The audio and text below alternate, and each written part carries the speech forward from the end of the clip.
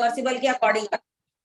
अगर work irreversible path से होता, तुम्हें पता है इसकी क्वांटिटी कुछ और होती, तो ऐसे में हीट की क्वांटिटी भी कुछ और होती। इसका मतलब work and heat they our path dependent properties. लेकिन इंटरनल एनर्जी का चेंज, डेल्टा एच का चेंज, चाहे ये रिवर्सिबल हो या इरिवर्सिबल हो, दोनों में ही ये जीरो हुआ। अगर ये आइसोथर्मल एक्सपेंशन या कॉन्ट्रैक्शन है आइडियल गैस का, तो तुम देख रहे हो वर्क पाथ के ऊपर डिपेंड कर रहा है, हीट एब्जॉर्ब या रिलीज ये भी पाथ पे डिपेंड कर रही है, पर ओवरऑल जो उसमें इंटरनल एनर्जी का चेंज है या एंथैल्पी का चेंज है, दोनों प्रोसेस में जीरो आ रहा है। क्योंकि कंडीशन क्या है, आइसोथर्मल है, आइडियल गैस है, पीवी प्रोडक्ट चेंज नहीं हो रहा, तो ना तो डेल्टा एच चेंज हुआ ना डेल्टा यू चेंज। तो ये चीज समझ में आई कि delta H and delta U they are state function properties. PV change नहीं हुआ ना, डेल्टा पीवी कांस्टेंट है। ये पता चला सबको यहां तक?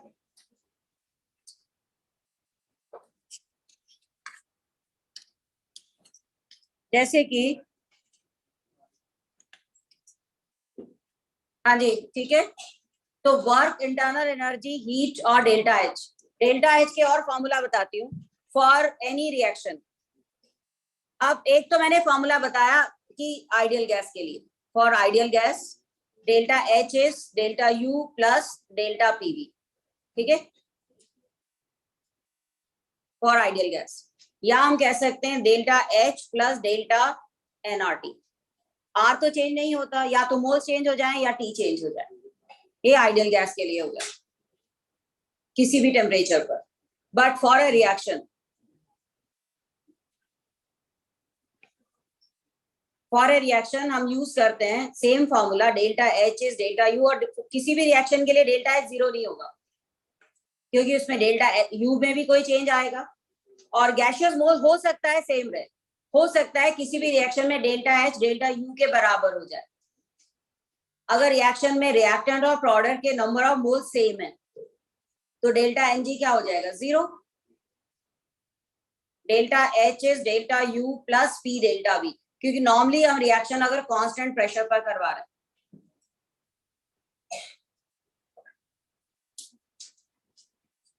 तो हम रिएक्शन में ये वाला फॉर्मूला यूज कर सकते थे। अगर हमें प्रेशर और चेंज इन वॉल्यूम दिया होता, हम यहाँ से डेल्टा एच निकाल सकते थे।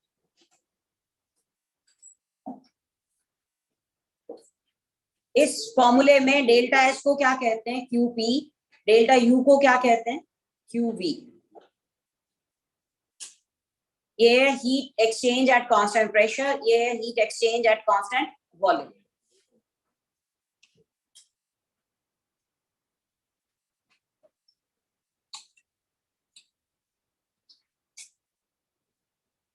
सो मेन तुम्हें इस टॉपिक में वर्क के डिफरेंट फॉर्मूलाज करने हैं, रिवर्सिबल, इरिवर्सिबल। दूसरा, हमें हीट के साइन प्लस माइनस जो भी है वो पता होना चाहिए। तीसरा, इंटरनल एनर्जी का चेंज कैसे निकाला जाता है। जितने भी पिछले फर्स्ट 30 क्वेश्चन हमारे असाइनमेंट के वो कर लें, और पिछला एक क्लास टेस्ट हुआ था उसको देख लें, और ये जो लेटेस्ट टेस्ट डाला था हॉलीडे से पहले, अगर ये भी क्वेश्चन कर लोगे ना, तुम्हें सारे फॉर्मूलाज एक बार सारे रिवाइज हो जाएंगे। हाँ हाँ बता दूं। अब जैसे कि क्वेश्चन है, उसके बाद ही आज आगे करवाऊंगी मैं। क्वेश्चन है, for combustion of for combustion of 1 mole ethane at 27 degree.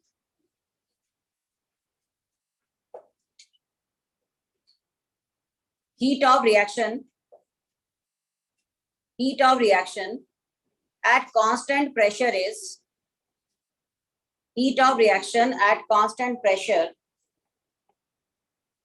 is minus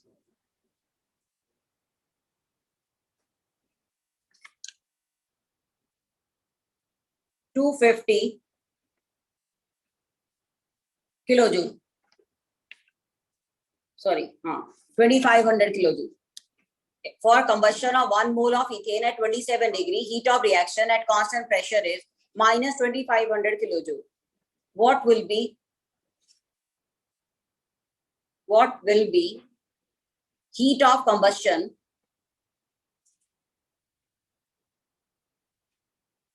at constant volume? मुझे बताओ, any heat change at constant volume को हम क्या कहते हैं?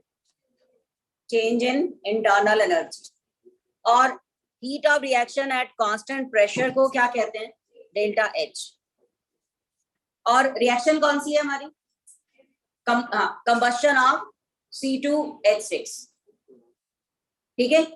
अब कंबशन हम करवा रहे हैं, ये रहा C2H6 plus O2 gives CO2 and water. और कंबशन में वाटर लिक्विड स्टेट में होता है. ये गैस है, ये गैस है, इथेन भी गैस है. इसको बैलेंस कर लेते हैं. 7/2. आगे रिएक्शन. अब काउंट करते हैं कितने मोल गैसियस रिएक्टेंट यूज हुए. बताइए कितने मोल यूज हुए? ये 1 मोल है और ये 7/2 मोल 3.5. तो टोटल मोल्स कितने हो गए? 4.5 मोल है N1. Initial number of moles. Final number of moles 2 moles. तो डेल्टा Ng क्या हुआ? N2 minus N1. 2 माइनस 4.5 कितना हो गया? माइनस 2.5 मोल. ये डेल्टा Ng आ गया. अब हमारा फॉर्मूला कौन सा लगेगा यहाँ? Delta H is delta U plus delta Ng RT. तुम्हें यहाँ डेल्टा U निकालना है. It is delta H minus delta Ng RT. Delta H है हमारा माइनस 2500 किलोजूल. डेल्टा Ng कितना था? माइनस 2.5.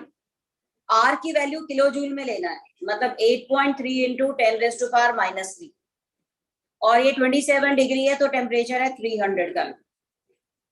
बस अब इसको सॉल्व कर ले, तुम्हारा आंसर किलोजूल में आ जाए. देखें जरा क्या आंसर आता है.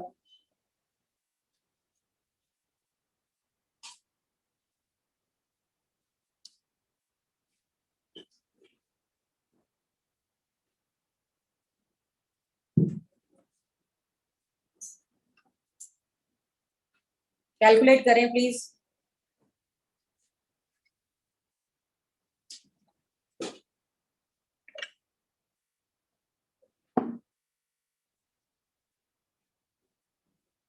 हाँ गुंदास, क्या आंसर आया?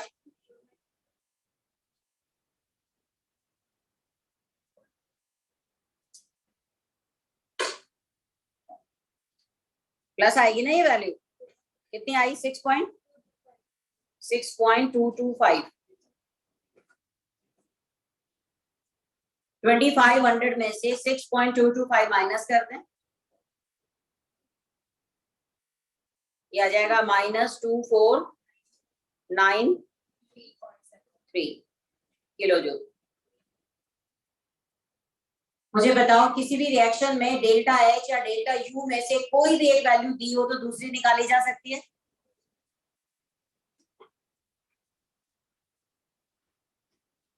समझ में आई है?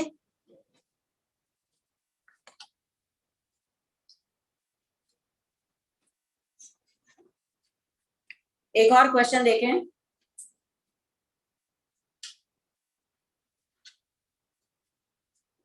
हाँ जी, कोई डाउट हो अभी प्लीज पूछ सकते हैं.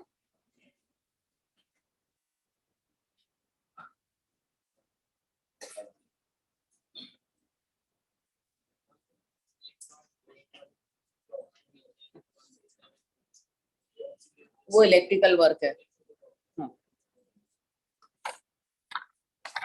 किसी भी रिएक्शन में कितना इलेक्ट्रिकल वर्क हुआ उसके लिए था. आदि ऐसा यूनिट किलो जूल ही होगी ना, जूल्स होती है ऐसा यूनिट वैसे. अब अगर हमें ये सारी रिएक्शन किसी सेल में करवा रहे होते और हमें इलेक्ट्रिकल वर्क पूछा जाता तो minus NF E0 of cell. उस क्वेश्चन में हमें E0 क्वेश्चन में दिया होता और n हम निकालते कितने ऑक्सीजन के एटम इस रिएक्शन में यूज हुए। 7/2 O2 का मतलब 7 ऑक्सीजन एटम, यही होता। अगर 7 ऑक्सीजन एटम है, every atom will gain 2 electron, तो 7 oxygen atom will gain 14 electron, तब n की वैल्यू क्या हो जाती 14। तो हम इस पूरी रिएक्शन को अगर किसी सेल में करवा रहे होते तो कितना इलेक्ट्रिकल वर्क होता वो हम निकाल सकते E0 की हेल्प से। अभी तो हम डेल्टा NGRT से ही निकाल रहे हैं। गैसेस के लिए नहीं हो रहा, ये इस रिएक्शन में कौन इलेक्ट्रॉन गेन कर रहा है और कौन लूज कर रहा है उसके ऊपर होता है। और क्योंकि रिएक्टेंट साइड में ऑक्सीजन ही ऐसा है जो 0 से -2 में जा रहा है, इसका मतलब इस रिएक्शन में ऑक्सीजन है जो इलेक्ट्रॉन गेन कर रहा है। वहां से हमने आइडिया लिया, वो बाद में करेंगे, ये तो तुम्हारा +2 का पार्ट है इलेक्ट्रोकेमिस्ट्री में। हाँ जी, वो तो मैंने टाइप ऑफ वर्क जब बताया था तब ये फॉर्मूला करवाया। ये क्वेश्चन आगे समझे, ऐसा ही एक क्वेश्चन और करते हैं फिर आगे चलते हैं। क्वेश्चन है, रिएक्शन इज गिवन, प्लीज जरा ध्यान से देखें। 4PH3 प्लस 8O2, कुछ कल बातें नहीं please. 4PH3 plus 8O2 giving P4O10। Danish तुमने नहीं लिखना question. 4PH3 plus 8O2 P4O10 plus 6H2O, और यहाँ H2O गैसियस स्टेट में दिया हुआ। Delta H is -4500 kilojoule. What will be delta U? कैसे करेंगे? हैं? हाँ करो। What will be delta U? Delta H दिया हुआ है, फिजिकल स्टेट्स दी हुई है, प्लीज जल्दी से करके बताओ।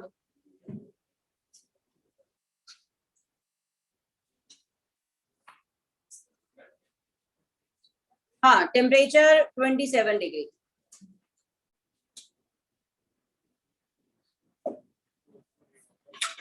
हाँ रुशेल कर लिया। -4485। मुझे बताओ डेल्टा NG क्या निकला यहाँ? -6, क्योंकि 6 मोल तो है प्रोडक्ट के, रिएक्टेंट के कितने हैं 12 है ना, 8O2 है और 4PH3 है, तो डेल्टा NG हुआ -6। Delta H is delta U plus delta NGRT, तो delta U will be delta H minus delta NGRT। Delta H था -4500 और ये माइनस माइनस प्लस हो जाएगा। R की वैल्यू 8.3 10⁻³ और ये 300। 4500 में से थोड़ा सा कम कर देंगे हम, कितना आया -4485। मुझे बताओ अब इस तरह के क्वेश्चन समझ में आए? किसी भी रिएक्शन का डेल्टा H डेल्टा U का इंटरचेंज करना हो, डायरेक्ट एक फॉर्मूला लगाओ और कर सकते।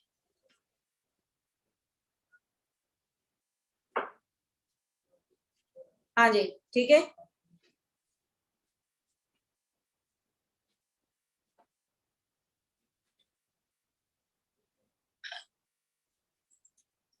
इसके अलावा लास्ट क्लास में, हाँ यहाँ तक कर लिया सबने? लास्ट क्लास में हमने कुछ टर्म्स किए थे, एक था हीट कैपेसिटी, दूसरा था heat of transformation. Heat of transformation होता है for phase change,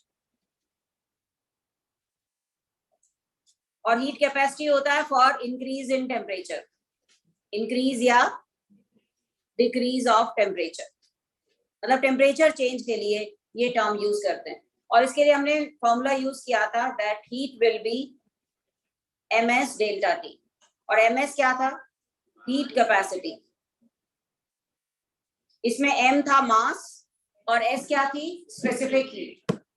specific heat का मतलब किसी भी सिस्टम का टेम्परेचर 1 डिग्री से इंक्रीज, 1 ग्राम 1 ग्राम सिस्टम का टेम्परेचर 1 डिग्री से इंक्रीज करने के लिए जो हीट देनी पड़ी वो उसकी स्पेसिफिक हीट थी, या एसपी स्पेसिफिक हीट। वाटर के लिए स्पेसिफिक हीट क्या होती है? 1 कैलोरीज। वाटर की स्पेसिफिक हीट है 1 कैलोरीज या 4.18 जूल। मतलब वाटर का 1 ग्राम अगर हम लें और उसका टेम्परेचर 1 डिग्री से इंक्रीज करें तो हमें 1 कैलोरीज हीट देनी पड़ेगी। ठीक है,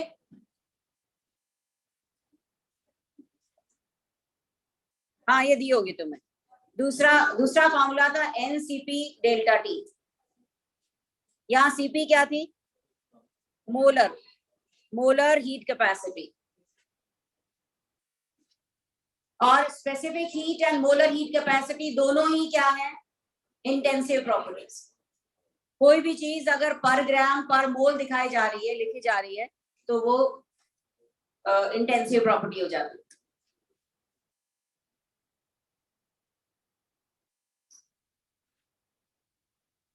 हमने यहाँ सीपी और सीवी दो टर्म्स किए थे। सीपी और सीवी की इंपॉर्टेंस तब आती है जब कोई गैसियस सिस्टम हमारे पास है, क्योंकि सॉलिड और लिक्विड के लिए सीपी और सीवी ऑलमोस्ट सेम है। गैसेस के लिए क्या रिलेशन था इनके बीच में? CP minus CV is R. आज हम इन्हीं फॉर्मूलाज को यूज करने वाले हैं।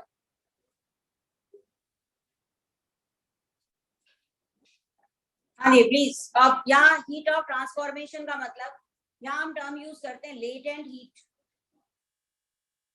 लेटेंट हीट का मतलब to change 1 gram, to change state of 1 gram system, 1 gram solid to liquid, या फिर 1 ग्राम लिक्विड टू गैस। किसी भी सिस्टम के 1 ग्राम की फेज चेंज करने के लिए जो हीट देनी पड़ी वो उसकी लेटेंट हीट है। तो लेटेंट हीट ऑफ फ्यूजन का मतलब solid to liquid, latent heat of vaporisation का मतलब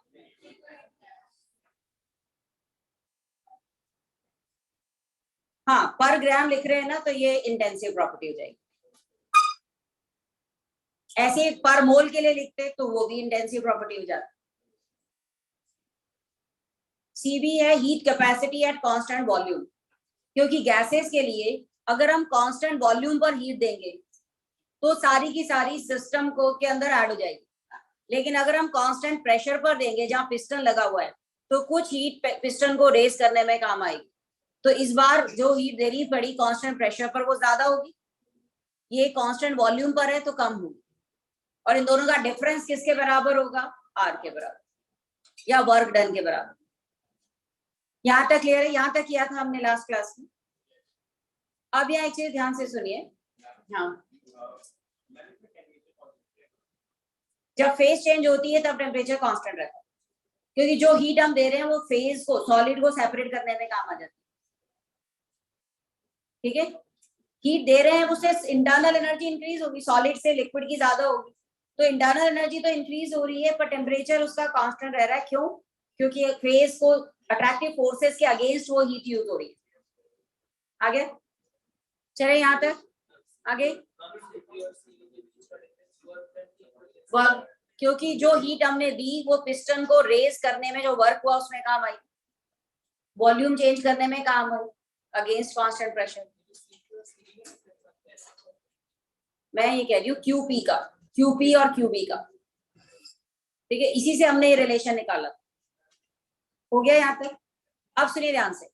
मान लीजिए हमारे पास एक लिक्विड है 30 डिग्री पर है और उसमें हम आइस डाल रहे हैं, आइस सारी मेल्ट हो रही है और फाइनल टेम्परेचर कुछ पहले से कम हो जा रहा है। ऑब्वियस है, हमारे पास लिक्विड वाटर है, मान लो कि वो 20 डिग्री पे था, हमने आइस डाली तो उसका टेम्परेचर कम होगा, कम होते होते उसका टेम्परेचर 10 डिग्री हो गया। तो जो वाटर था, अब प्लीज इस चीज को ध्यान से सुनिए, आज यही फॉर्मूला यूज करने वाले हैं कि अगर हमारे पास वाटर 20 डिग्री पे था और आइस डालने के बाद उसका फाइनल टेम्परेचर 10 डिग्री हो गया, तो वाटर ने 20 से 10 डिग्री का मतलब वाटर ने हीट रिलीज की, वो हीट ली किसने? आइस ने. So heat lost by water will be equal to heat taken by ice. हो गया. अब आइस जो थी उसने ये हीट लेकर क्या किया? पहले तो आइस मेल्ट हुई, ठीक है. मेल्ट होने में उसको कुछ हीट यूज हुई, प्लस अब मेल्ट होने के बाद 0 डिग्री पर जब आइस थी उसने अपना टेम्परेचर 10 डिग्री तक बढ़ाया. समझ रहे हो? वाटर का टेम्परेचर, वाटर की तो फेज चेंज नहीं हुई. लिक्विड वाटर पहले भी था, लिक्विड वाटर अभी भी है. उस लिक्विड वाटर ने क्या किया? अपना टेम्परेचर 20 से 10 डिग्री कम किया. हीट लॉस्ट बाय वाटर कितनी हुई? अभी कुछ नहीं लिखना है आपको. Heat lost by water Q, क्या लिखते हैं इसको? ms delta T. वाटर की स्पेसिफिक हीट 1 कैलोरीज है. मास सपोज हमने 1 ग्राम वाटर लिया है और डेल्टा टी कितना हुआ? 10. तो this is the heat lost by water. And heat gained by ice, heat gain by ice, उसमें एक तो हीट गेन हुई 1 ग्राम, जो मान लो आइस हमने 1 ग्राम ली, तो 1 ग्राम आइस ने की latent heat of fusion, ice की लेटेंट हीट ऑफ फ्यूजन थी 1 ग्राम आइस ने इतनी हीट एब्जॉर्ब की मेल्ट होने के लिए. उसके बाद इस आइस का टेम्परेचर चेंज हुआ, ms ऑफ 0 डिग्री पर आइस मेल्ट हुई. अब लिक्विड वाटर है और उसका टेम्परेचर राइज हो रहा है, तो ये मास वही 1 है, ये भी 1 है, और डेल्टा टी कितना है? 0 से 10 डिग्री, तो 10 ही हुआ ना. इन दोनों को ऐड कर देंगे तो ये क्या होगी? Heat gained. This will be heat lost. और इतना तुम्हें पता है, heat lost by water will be equal to heat gain by ice. यही प्रिंसिपल है कैलोरीमेट्री का.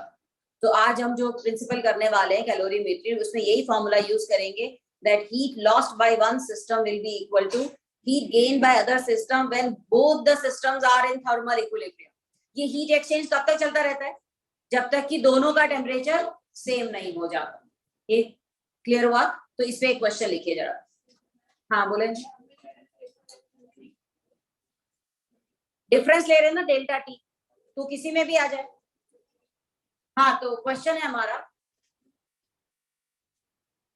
2 लीटर वाटर, तभी मैं अगला टॉपिक आज करवाऊंगी.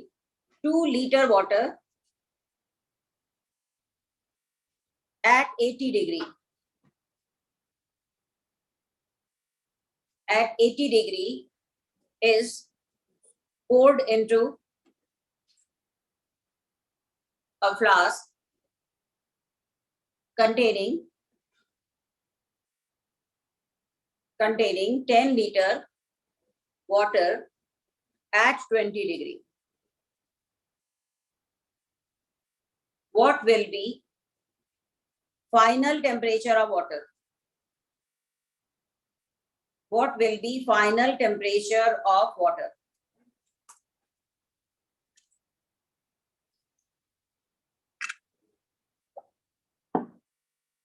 इस प्रोसेस में कोई फेज चेंज नहीं हुई ना, बस 80 डिग्री वाले वाटर ने 20 डिग्री वाले वाटर को हीट दी. So heat lost will be equal to heat gain. Heat lost कितनी थी? Mass of water, original water, उसकी specific heat into delta T. क्या वाटर का मास दे रखा है? ये 2 लीटर दिया हुआ है वाटर, दूसरा वाटर 10 लीटर दिया हुआ है. तुम्हें पता है वाटर की डेंसिटी होती है 1 क्या? ग्राम पर मिलीलीटर. और ये तो लीटर में है ना. 2 लीटर इज 2000 मिलीलीटर, तो 2 लीटर इज 2000 ग्राम. वैसे इसमें कोई फर्क नहीं पड़ेगा, पर हाँ जो भी है 2000 ग्राम. मतलब हमने इनिशियली जो वाटर लिया उसका मास कितना था? 2000 ग्राम. बातें नहीं. 2000 ग्राम वाटर हमने लिया था. स्पेसिफिक हीट वाटर की तुम्हें पता है 1 कैलोरीज है. डेल्टा टी 80 डिग्री पहले था, अब टी डिग्री है, तो ये डेल्टा टी हो गया. This is the heat lost,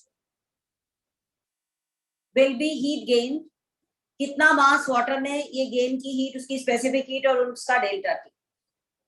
अब देखो ये 10 लीटर वाटर है, 2 लीटर है, ये 10 लीटर है। 10 लीटर का मतलब 10,000 ग्राम।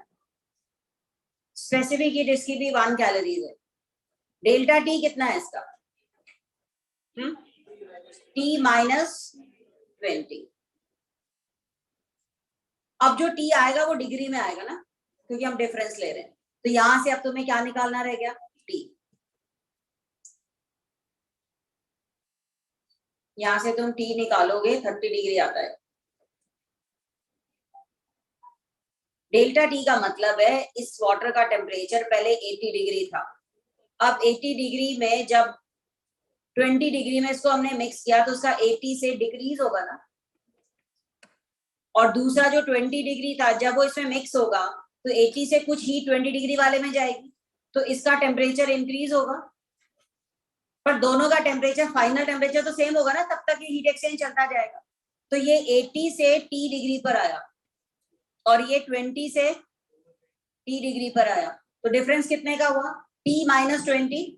और इसका डिफरेंस कितने का हुआ? 80 माइनस टी। मुझे बताओ ये क्वेश्चन समझ में आया?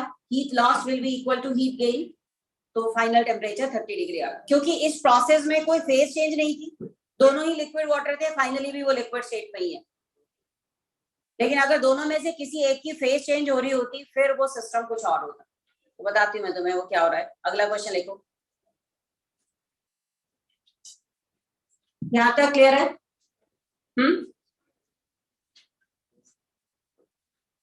हाँ पूछो, क्या हुआ?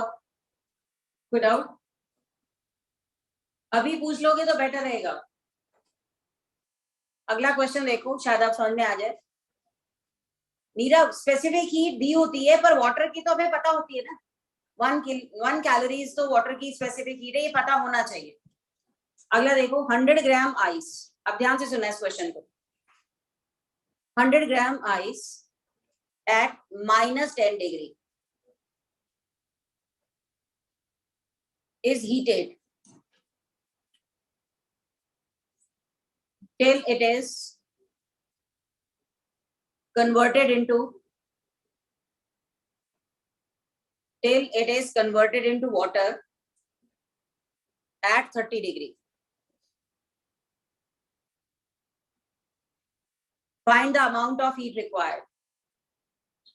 Find amount of heat required if latent heat of ice is 80 calories per gram and specific heat of ice is 0.5 calories per gram and specific heat of water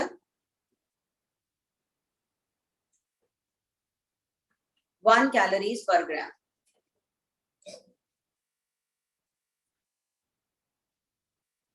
question ध्यान से पढ़ें, क्या पूछा जा रहा है। हाँ बोलो भाई, बातें क्यों स्टार्ट हो जाती हैं? बहुत इंपॉर्टेंट डिस्कशन था।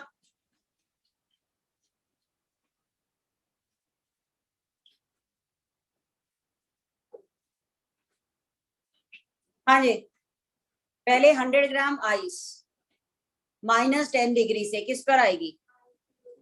0 पर। So heat gain by ice to change its temperature from minus 10 degree to 0 degree. जब भी चेंज इन टेम्परेचर होता है हम फॉर्मूला क्या लगाते हैं? MS delta T. पहले बताओ ये समझ में आया? जब भी टेम्परेचर चेंज का कॉन्सेप्ट आता है हम फॉर्मूला लगाते हैं हीट कैपेसिटी डेल्टा टी। अब मास ऑफ आइस कितना था? 100 ग्राम। स्पेसिफिक हीट ऑफ आइस कितनी थी? 0.5 कैलोरीज। और चेंज इन टेम्परेचर कितने का है? 10 का, क्योंकि माइनस 10 से 0 डिग्री पर ये आइस आ रही, ये आ गई 500 कैलोरीज।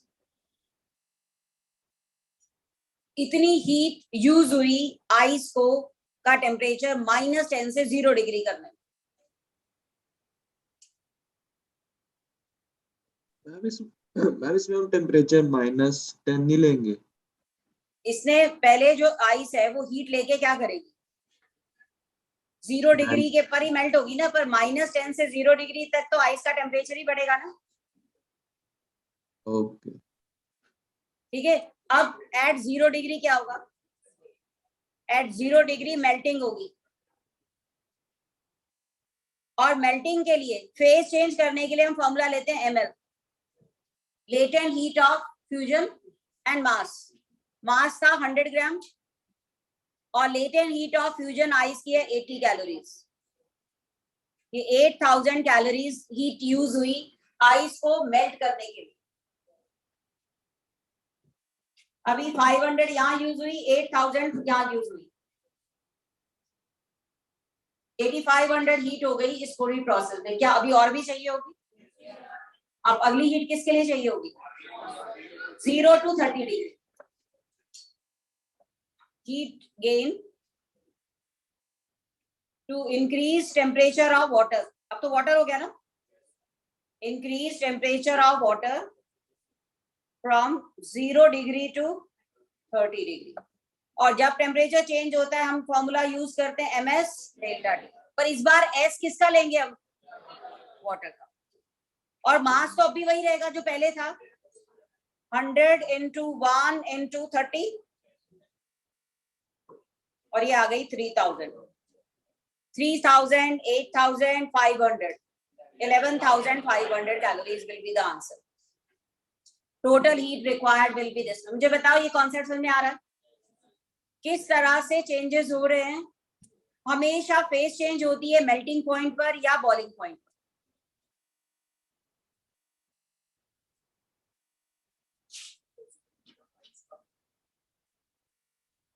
सॉलिड है ना, फोर्सेस सॉलिड से लिक्विड में चेंज इन फोर्सेस उतने नहीं हुए जितने कि लिक्विड से गैस में हुए। और स्पेसिफिक हीट 0.5 कैलोरीज है आइस की, जो क्योंकि वाइब्रेशन वही हो रही है, जो हीट जा रही है सारी उसके अंदर इंटरनल एनर्जी में ऐड हो रही है।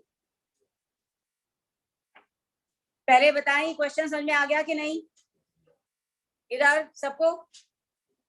अब एक क्वेश्चन करके बताओ, मैं नहीं बताऊंगी तो मैं कोई हिंट आंसर चाहिए मुझे, और सबने करना है। दानिश तुमने भी करना है कैलकुलेट, ठीक है? इधर उधर नहीं देखना है, खुद से सॉल्व करना। I know you can do this, पर ध्यान इधर उधर मत देना। अगला क्वेश्चन देखो, 20 ग्राम आइस, जल्दी से लिखो question. 20 gram ice eight -15 degree, जल्दी से बिना बात किए बिना इधर उधर देखे। 20 gram ice at -15 degree is heated till it is turned into steam at 100 degree। समझ रहे हो ना? इस बार वाटर नहीं, स्टीम पे जा रहा है। Steam at 100 degree। Find amount of heat required. Find amount of heat required if latent heat of ice 80 calories per gram, latent heat of steam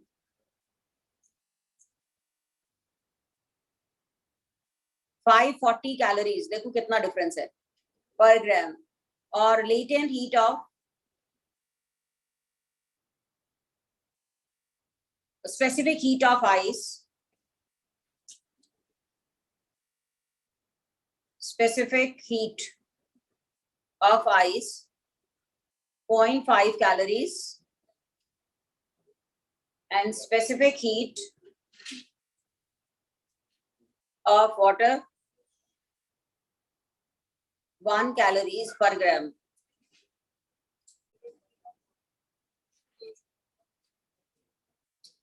latent heat of, एक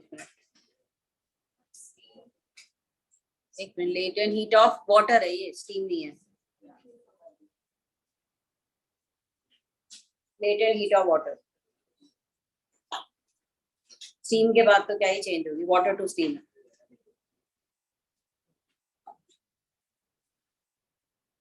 क्वेश्चन समझ में आया या नहीं? नहीं समझ में आया पूछ सकते हो, पर करना खुद से है।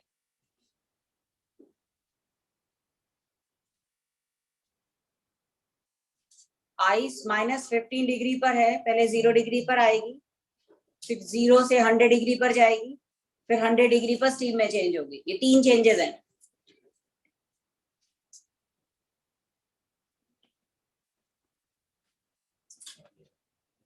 बस दिमाग में ये 3 स्टेप चेंज दिमाग में रखने हैं। ये -15 डिग्री है और ये 100 कितना है, 100 डिग्री।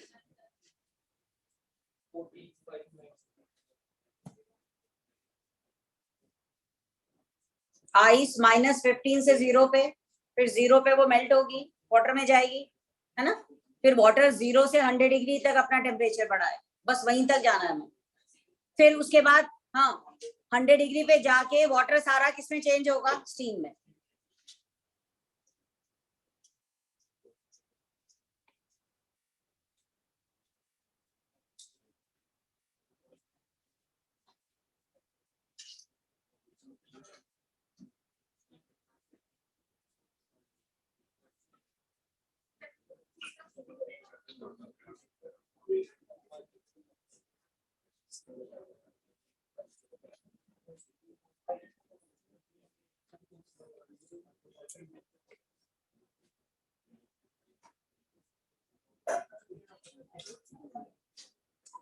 हाँ जी, कर लिया सबने? यस, बिल्कुल ठीक है। 14,500 कैलोरीज ये आंसर है। 14550, हाँ 14550 कैलोरीज ये आ रहा है इधर। हाँ इधर दानिश किया ये, नहीं नहीं आया, आ गया तुम्हारा कुछ, हाँ आ गया। पहला स्टेप देखो इधर तुम्हारा सबका आ गया। हाँ तो प्लीज जिनका नहीं आया चेक करें। पहले टेम्परेचर इंक्रीज कर रहे हैं, फॉर्मूला क्या लगाते हैं, ms डेल्टा। प्लीज अब बातें बंद करें और देखें इधर, ms डेल्टा टी। मास कितना आइस का, 20 ग्राम, और उसकी स्पेसिफिक हीट आइस की है 80। चेंज इन टेम्परेचर कितने का है, 15 का। ms डेल्टा टी ये कितना आ गया, एक मिनट, इसका सॉरी 80 नहीं है, 0.5 है, 0.5 है, और ये आ जाएगा 150 कैलोरीज। दूसरा स्टेप है मेल्टिंग ऑफ आइस, इसमें m/m, मास है 20, लेटेंट हीट ऑफ फ्यूजन कितनी है, 80, ये 1600 हो गई कैलोरीज। फिर तीसरा है स्टेप क्या, ms डेल्टा टी। अब मास फिर वही 20 है, पर इस बार स्पेसिफिक हीट किसकी लेंगे हम, वाटर की। और वाटर की स्पेसिफिक हीट होती है 1, और टेम्परेचर है 100, तो ये आ गया 2000। समझ में आ रहा है? अब सारा वाटर बन चुका, सारा वाटर का टेम्परेचर 100 डिग्री पहुंच चुका है, 100 डिग्री पर वाटर वेपराइज होना शुरू होगा। फिर यूज करेंगे ml। मास अभी भी 20 है, इस बार लेटेंट हीट ऑफ वेपराइजेशन लेंगे। लेटेंट हीट ऑफ वाटर है कितनी, 5, तो ये 10800 आ जाए, आ गया। अब इन सबको ऐड कर लो, this will be the total heat required. मुझे बता समझ में आया? हाँ पूछो। वेपोराइजेशन, जब वाटर 100 डिग्री पे पहुंच गया तो वाटर अब किस में चेंज होगा, स्टीम में। वाटर को स्टीम में चेंज करने के लिए जो लेटेंट हीट चाहिए वो 540 दे रखी है, 1 ग्राम। 1 ग्राम वाटर का लिक्विड से गैस में ले जाने के लिए हीट के चाहिए 540, तो 20 ग्राम के लिए कितनी हीट चाहिए हो, इंटू 20। आगे समझ में, बताएं, क्लियर है?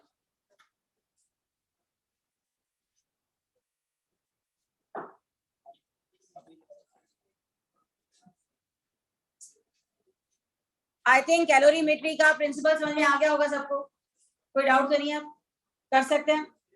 तुम्हें बस ध्यान ये रखना है कि फेज चेंज हुई या नहीं हुई, ये सारे स्टेप्स दिमाग में रखने होंगे। अब इसी कॉन्सेप्ट को अब आते हैं हम अपने केमिस्ट्री वाले, ये सारा फिजिक्स में जितना अभी मैंने बताया। अब हम आते हैं केमिस्ट्री के कॉन्सेप्ट पर, सुनना इसको ध्यान से। तुम जब से ये टॉपिक शुरू हुआ है तुम एक चीज पढ़ते आ रहे हो, increase in internal energy so and so, increase in enthalpy so and so. अब वो निकालते कैसे हैं? किसी भी रिएक्शन में कितनी हीट रिलीज हुई कांस्टेंट प्रेशर पर, या कितनी हीट रिलीज हुई कांस्टेंट वॉल्यूम पर, इसको हम किस प्रिंसिपल से निकालते हैं? इसी कैलोरीमेट्री के प्रिंसिपल से। तो अब हम अगला टॉपिक हमारा आता है measurement of delta U and delta H by calorimetry.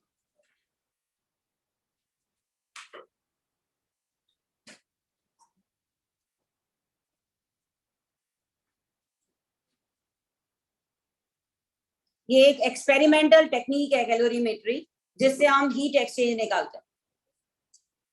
Calorimetry, it is a physical method और a technique used to find heat released or absorbed। और इसके लिए जो कैलोरीमीटर यूज, जो इंस्ट्रूमेंट यूज किया जाता है, अपरेटस यूज किया जाता है, वो है बॉम्स कैलोरीमीटर।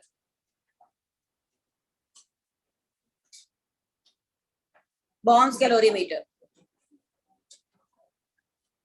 क्या है? इसका प्रिंसिपल देखिए इधर,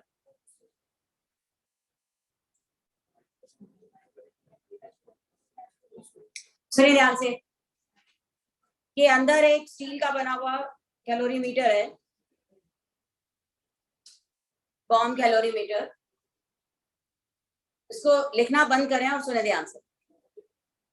इसमें हमने ऑक्सीजन डाली और यहाँ पर एक फ्यूल डाला और हम कंबस्शन करवा रहे हैं। हम निकालना चाहते हैं कि 1 ग्राम, मान लो मीथेन है, कि 1 ग्राम मीथेन के कि हमें निकालनी है हीट ऑफ कंबस्शन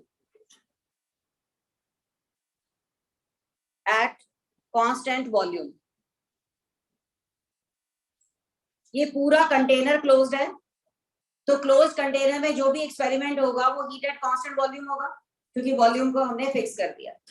और अगर हम इसको बर्न करते कांस्टेंट प्रेशर पर, अगर ये हीट निकालना चाहते तो हम ये वाला फॉर्मूला यूज करते। कौन सा? Delta H is delta U plus delta N G R T. तुम्हें डेल्टा एन जी यहाँ पता है, रिएक्टेंट के कितने मोल्स हैं? 3 मोल्स। प्रोडक्ट के कितने मोल्स हैं? 1 मोल। तो डेल्टा एन जी कितना है? -2। तो सबसे पहले हम बॉम्ब्स कैलोरीमीटर से क्या निकालते हैं? हीट एट कांस्टेंट वॉल्यूम, मतलब चेंज इन इंटरनल एनर्जी हम बॉम्ब्स कैलोरीमीटर से निकालेंगे। इस फॉर्मूले को यूज करते हुए उसको हीट एट कांस्टेंट प्रेशर निकालना। पहले तो बताओ ये पॉइंट समझ में आया? ये पता चला दोनों को कैसे इंटरचेंज किया जाता है। अगर हमें डेल्टा यू पता चल जाए तो क्या डेल्टा एच नहीं निकाल सकते? अभी अभी तो क्वेश्चन किया हमने, ये तो पता चला कि नहीं? Delta H is delta U plus delta ngRT, उसमें delta ng is -2। Bombs calorimeter से हम डेल्टा यू निकालते हैं और उसको इस फॉर्मूले में यूज करके डेल्टा एच में कन्वर्ट कर देते हैं। आगे से मैं अब डेल्टा यू निकालते कैसे हैं वो बता रही हूँ मैं, राइट? पहले तो डेल्टा एच और डेल्टा यू का रिलेशन समझ में आ गया ना? अभी अभी क्वेश्चंस किए हमने इस पे। सो हमारा टारगेट पर्पस क्या है? पहले बॉम्ब्स कैलोरीमीटर से heat released at constant volume निकालें। हम कंबस्शन करवा रहे हैं तो कंबस्शन में हीट रिलीज होगी,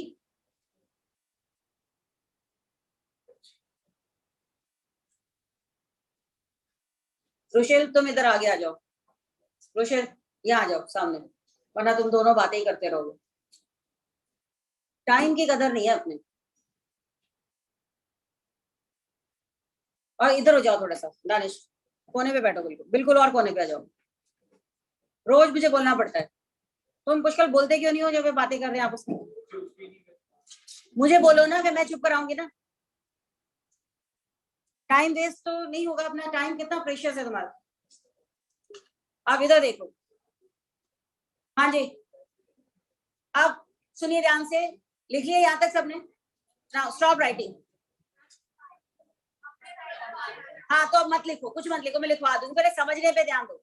स्टॉप राइटिंग, लिखने पे ध्यान मत दो। हमने क्या किया, कुछ अमाउंट लिया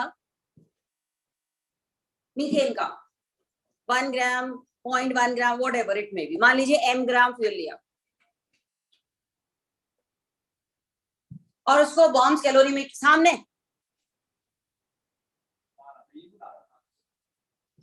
बाकी किसी को नहीं मुझे बोलना पड़ता, तुम्हें क्यों बोलना पड़ता है हमेशा हर क्लास में, सबसे अलग बैठा जो। अब बात मत करना, इधर देखो सामने पीछे। अब ना तुम्हें सबसे आखिर वाली सीट पे बैठाऊंगी जहां कोई नजर नहीं आ रहा।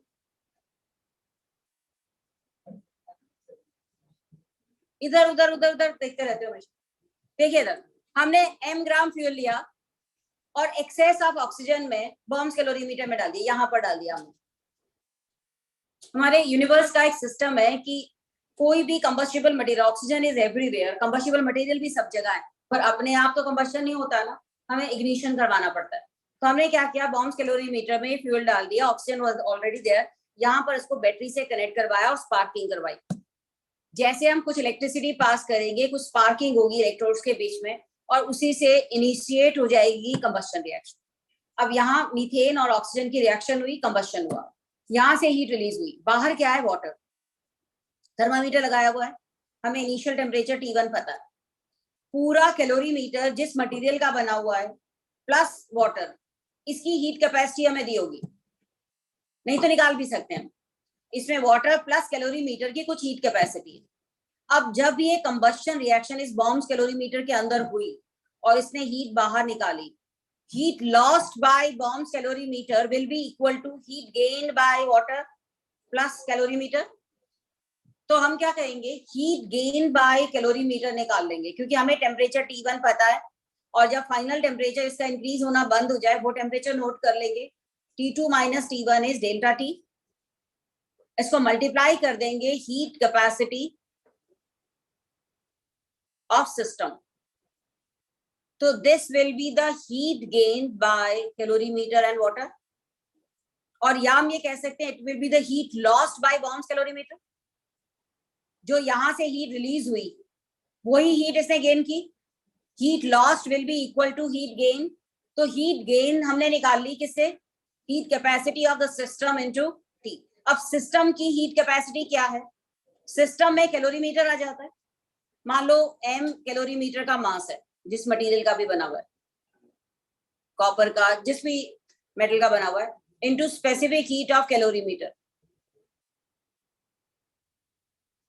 और delta T plus mass of water जो हमने लिया था, specific heat of water into delta T। Delta T तो दोनों के लिए सेम होगा, पहले भी कैलोरीमीटर इक्विलिब्रियम में था वाटर के साथ, अब भी वही है। तो हम यहाँ लिख सकते थे M1S1 plus M2S2 into delta T। ये क्या थी, हीट गेन्ड बाय वाटर और heat lost by this much gram of fuel, mx कर लेते हैं, mx ग्राम ऑफ फ्यूल। अगर ms ग्राम ऑफ फ्यूल ने इतनी हीट लॉस की तो 1 ग्राम कितनी हीट लूज करेगा या 1 मोल कितनी हीट लूज करेगा वो निकाल सकते हैं। तो बॉम्ब्स कैलोरीमीटर का ये प्रिंसिपल कुछ आइडिया लगा, अब नोट कर लो। हाँ जी, प्रिंसिपल क्या था इसका और अब कैसे इसको यूज करना है, लिखिए। For chemical reactions, for chemical reaction heat absorbed at constant volume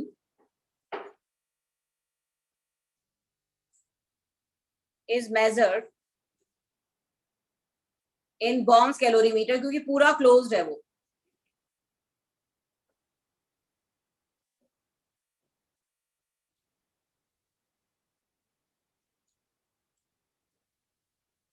And the principle used is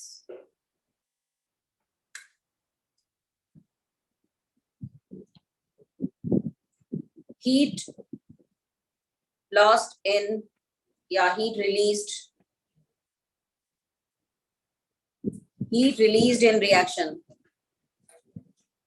will be equal to heat gained by calorimeter.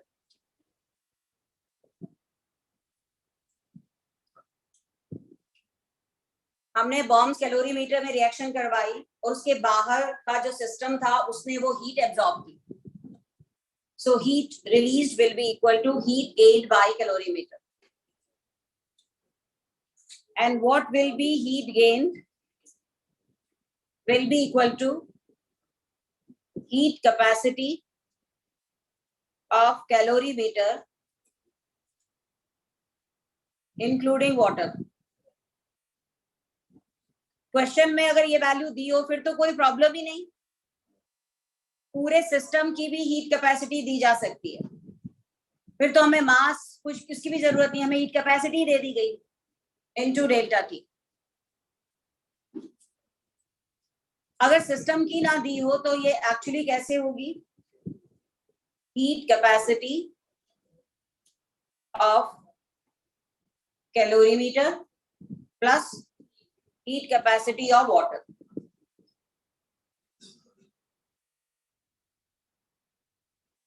Delta T.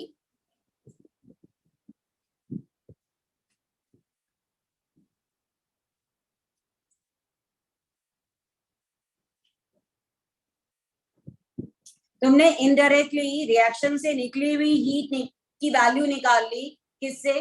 कि उससे टेम्परेचर कितना राइज हुआ कैलोरीमीटर और वाटर का. ठीक है, जितना टेम्परेचर राइज हुआ उससे कितनी हीट उसने एब्जॉर्ब की होगी ये हम निकाल सकते हैं अगर हमें सिस्टम की हीट कैपेसिटी पता हो.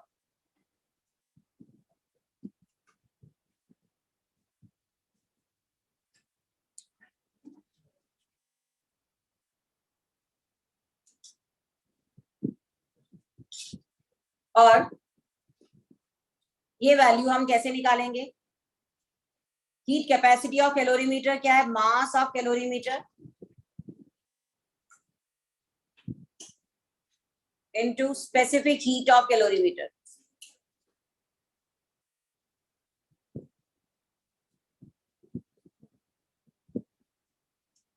Plus mass of water into specific heat of water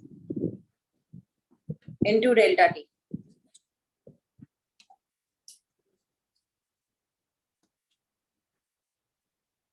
This will be the heat gained by water. Water के लिए मतलब heat gained by calorimeter.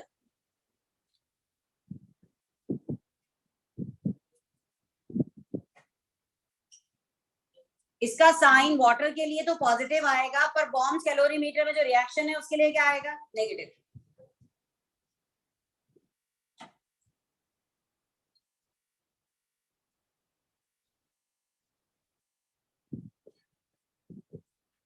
ये प्रिंसिपल समझ में आ रहा है? कोई भी क्वांटिटी लेके बॉम्ब्स कैलोरीमीटर में रिएक्शन करवाएंगे, हमें उतनी क्वांटिटी के कंबस्शन पर कितनी हीट रिलीज हुई है वो पता चल जाएगी. उसके बाद उसको 1 मोल 1 ग्राम जितने मर्जी अमाउंट के लिए निकालना हो वो हम निकाल सकते थे. और ये जो हीट होगी ये एक्चुअली उसकी इंटरनल एनर्जी का चेंज होगा, क्योंकि ये सारा प्रोसेस क्लोज कंटेनर में हो रहा है और heat released at constant volume is change in its internal energy.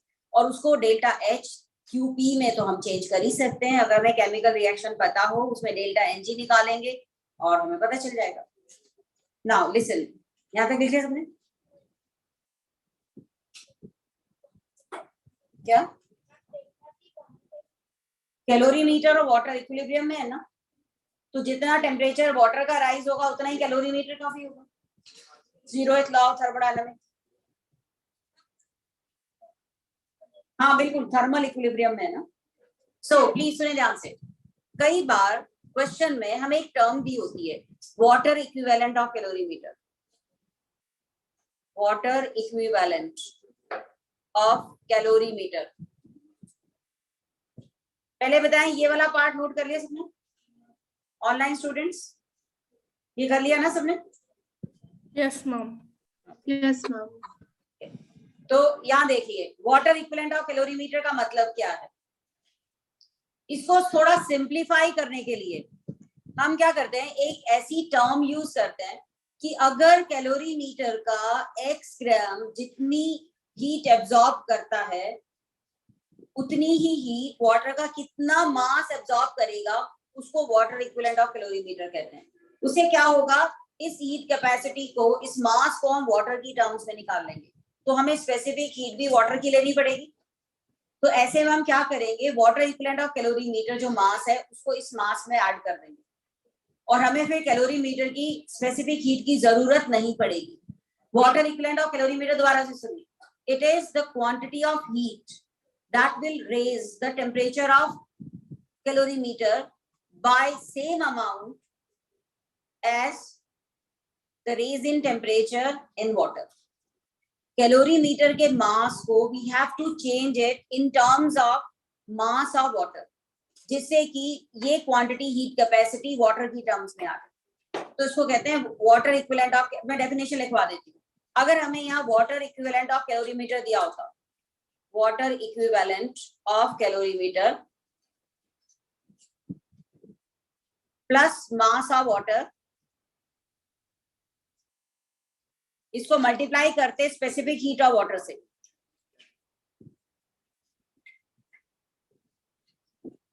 Into delta T, तो भी हम हीट निकाल सकते हैं। तो वाटर इक्विवेलेंट ऑफ कैलोरीमीटर क्या हुआ, it is the mass of calorimeter in terms of mass of water.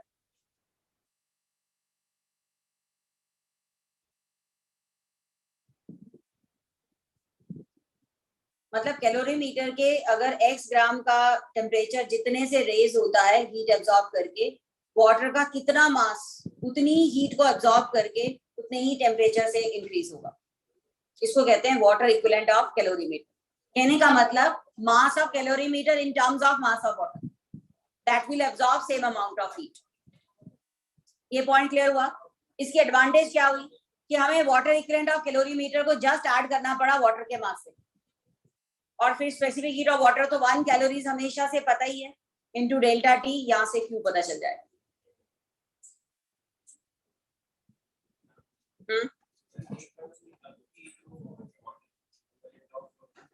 Calorimeter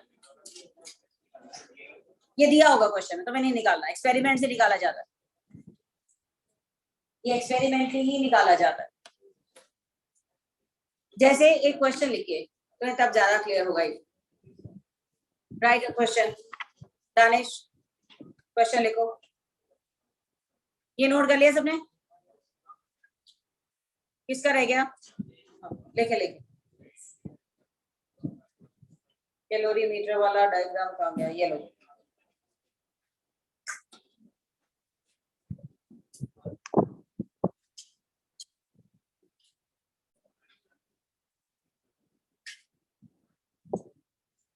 ये जब क्वेश्चन करोगे ना तुम्हें ज्यादा क्लियर होगा ये कॉन्सेप्ट। सो लिखिए जरा क्वेश्चन। क्वेश्चन है 12.5 ग्राम बेंजोइक एसिड, 12.5 ग्राम बेंजोइक एसिड, मॉलिक्यूलर मास 125, और इसका फॉर्मूला है C6H5COOH। 12.5 gram benzoic acid, molecular mass 125, formula C6H5COOH। It was subjected to combustion. Was subjected to combustion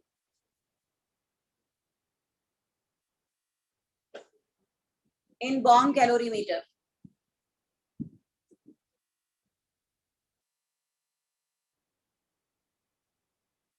at 15 degree.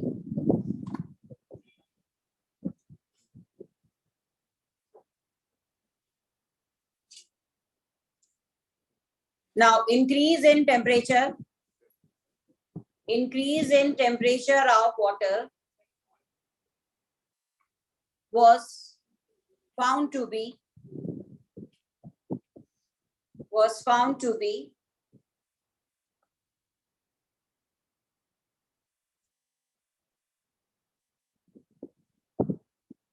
5 degree.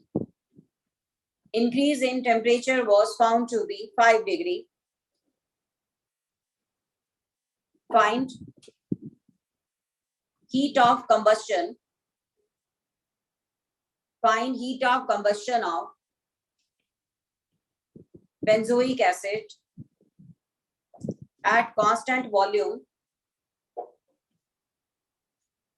and at constant pressure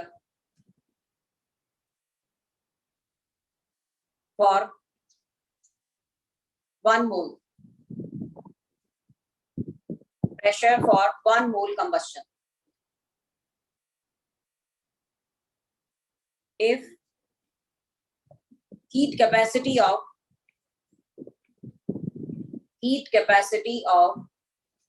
calorimeter including water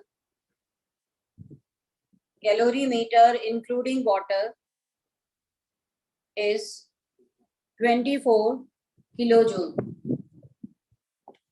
24 kilojoule.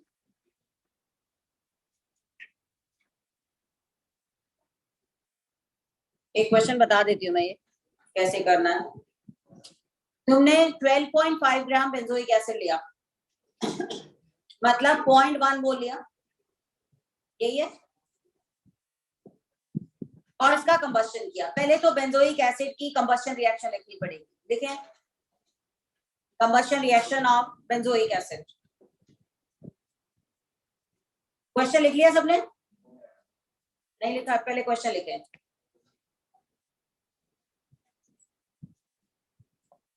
और combustion reaction लिखें balance करके। कितनी CO2 बनेगी? कितने carbon है इधर? 7 carbon है। Hydrogen कितना है? हाँ बताओ। सो 3 वाटर हो गए। ऑक्सीजन कितनी यूज होगी? 15/2 O2। और बेंजोइक एसिड सॉलिड होता है, दिया होगा ये, बेंजोइक एसिड सॉलिड होता है। अब मुझे इस क्वेश्चन में डेल्टा Ng बताओ। डेल्टा Ng क्या होगा? गैसियस मोल्स ऑफ प्रोडक्ट कितने हैं? गैसियस मोल्स ऑफ प्रोडक्ट कितने हैं? 7। और रिएक्टेंट के कितने हैं?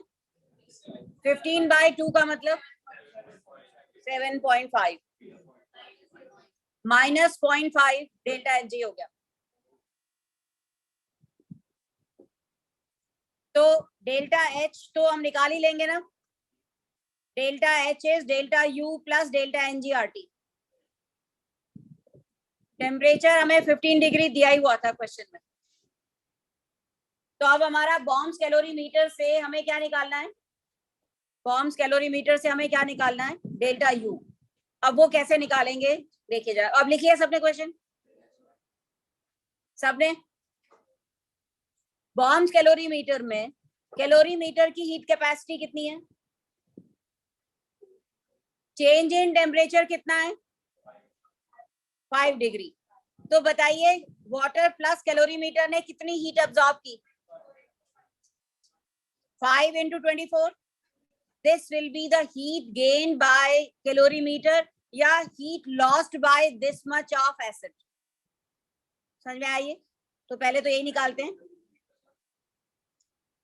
तुम्हारा जो कैलोरीमीटर था उसकी हीट कैपेसिटी है 24 और उसका टेम्परेचर इंक्रीज हो रहा है 5 डिग्री से। Heat capacity into change in temperature को क्या कहते हैं? Heat gain. सो कैलोरीमीटर ने कितनी हीट गेन की? Heat gain will be heat capacity into change in temperature. Heat capacity question में कितनी दी हुई है? 24 किलो जूल। और टेम्परेचर का इंक्रीज कितने से हुआ है? 5 से। तो बताइए हीट गेन कितनी आ गई? कितनी आई? 120। हाँ 120 किलो जूल। ठीक है, ये है heat gain bye calorimeter including water. Now heat lost by combustion of 12.5 gram benzoic acid will be 120 kilojoule. मुझे बताओ ये लाइन समझ में आई? जितनी हीट वाटर और कैलोरीमीटर ने एब्जॉर्ब की उतनी हीट कैलोरीमीटर ने लूज की. So heat lost by combustion of 12.5 gram acid is 120 kilojoule. या एक मिनट निर्मल जरा ये सेल चेंज करना, माइक का सेल चेंज करना जरा. Heat lost by calorimeter of 12.5 gram acid is 120 kilojoule. यहाँ तक आ गया समझ? हमें इस क्वेश्चन में निकालना था 1 मोल के लिए, तो 12.5 ग्राम के लिए 120 किलो जूल हीट, और साइन क्या आएगा? नेगेटिव, क्योंकि अब ये हीट लॉस्ट है ना. अगर 12.5 ग्राम के लिए इतनी है, देन फॉर 125 ग्राम कितनी होगी? -1200 किलो जूल. पहले बताएं समझ में आया? यहाँ तक समझ में आया? अब 12.5 की जगह ये 1.25 के लिए भी हो सकता था, तो हम चेंज कर सकते थे ना 1 मोल के लिए. क्या तक समझ में आया?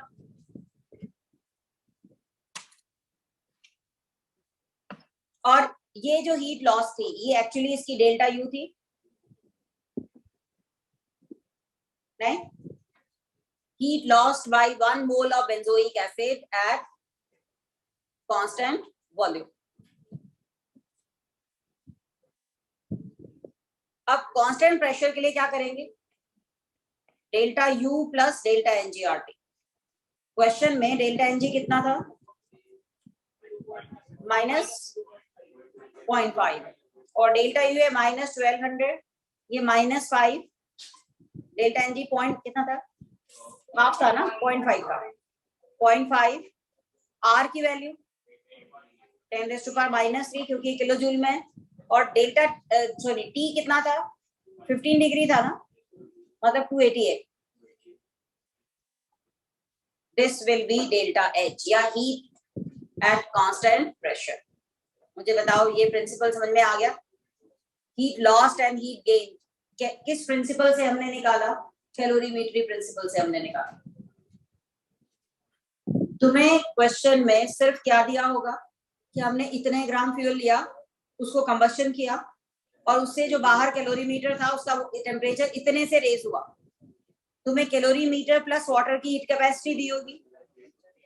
बातें नहीं. टेम्परेचर 288, 15 डिग्री था ना क्वेश्चन में दिया हुआ था.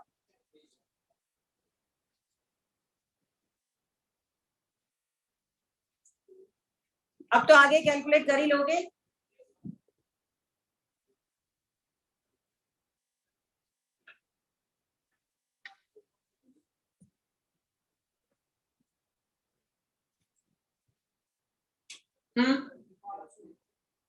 हाँ जो भी है थोड़ा सा ही चेंज होगा, बट बॉम्ब्स कैलोरीमीटर का प्रिंसिपल क्लियर हुआ कि नहीं? अगर तुम्हारे क्वेश्चन में, सुना ध्यान से, क्वेश्चन में दिया होता है इतने ग्राम का कैलोरीमीटर है, कैलोरीमीटर की ये स्पेसिफिक हीट है, और उसमें इतने ग्राम वाटर डाला, फिर तो हमें सेपरेटली करना पड़ेगा.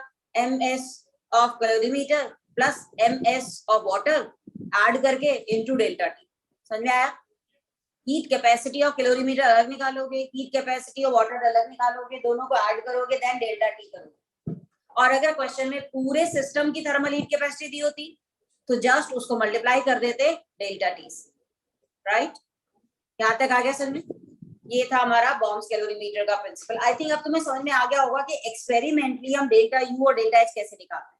देखो हमें एच की जरूरत नहीं, यू की जरूरत नहीं, चेंज की जरूरत थी, वो हमने निकाल लिया. तो ये बॉम्ब्स कैलोरीमीटर के बाद अब हम आते हैं रिएक्शंस में. सुनना ध्यान से.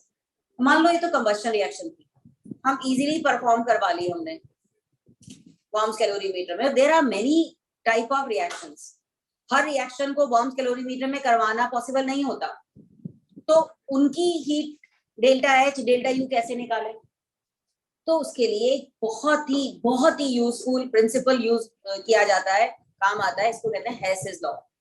हेसेस लॉ थर्मोडायनामिक्स की बहुत सारी प्रॉपर्टीज के लिए यूज करते हैं। तो अगला बहुत ही इंपॉर्टेंट टॉपिक है जो अभी हम करने वाले हैं, that is Hess's law. Hess's law, Hess's law क्या कहता है? ये कहता है कि जितनी भी स्टेट फंक्शन प्रॉपर्टी, लिखना नहीं है, स्टॉप राइटिंग, जितनी भी स्टेट फंक्शन प्रॉपर्टीज हैं वो सिर्फ इनिशियल और फाइनल स्टेट पे डिपेंड करती हैं, वो पाथ पे तो डिपेंड ही नहीं करती। चाहे वो रिएक्शन सिंगल स्टेप में करवाई जाए या 3 या 4 स्टेप में करवाई जाए, टोटल हीट कंटेंट डिपेंड नहीं करता कि चाहे वो 1 स्टेप में करवाते या 10 स्टेप में करवाते। जैसे देखें, C+O2 gives CO2, इस रिएक्शन का डेल्टा H1 है, जो एंथैल्पी चेंज है वो delta H1। C plus half O2 gives CO, delta H2 है। CO plus half O2 gives CO2, ये डेल्टा H3 है।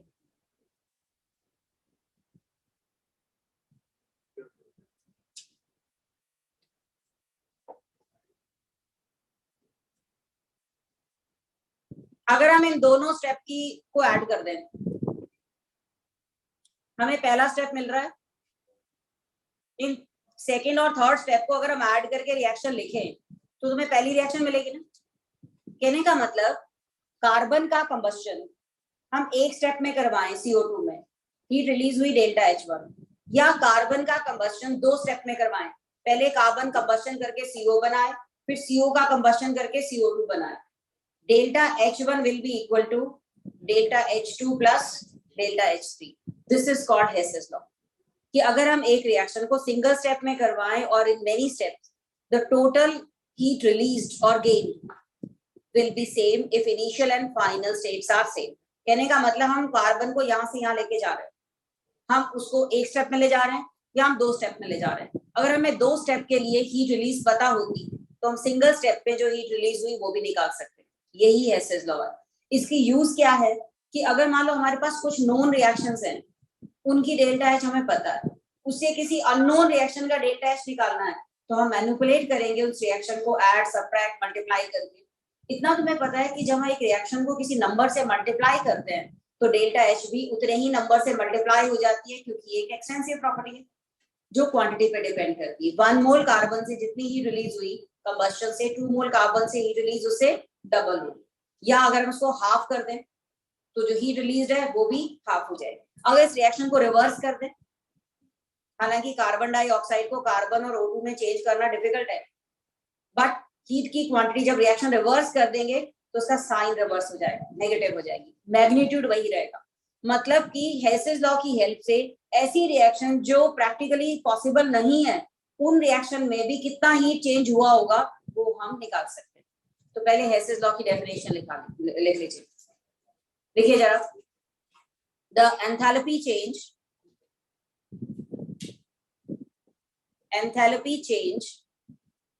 in a chemical reaction, enthalpy change in a chemical reaction, in a chemical or even physical, in a chemical or physical process is same whether the process is carried out, whether the process is carried out in a single step or in many steps.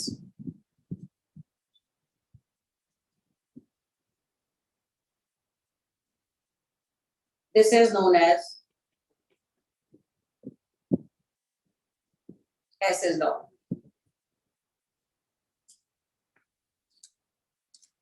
And this law is applicable to all state function properties. This is applicable to all state function properties. This is because enthalpy is a state function property. और applicable है सारी state function पर। Enthalpy is a state function property.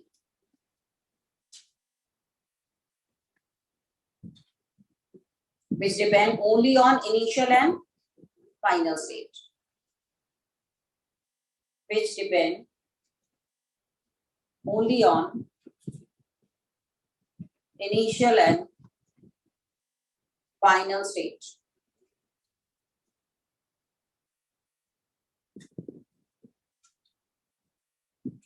तो हम internal energy, entropy और जितनी भी state function properties है उन पर हेसेस लॉ अप्लाई कर सकते हैं, पर अभी तुम्हारे कोर्स में जो हम रिएक्शंस करेंगे वो सिर्फ एंथैल्पी चेंज के लिए करेंगे।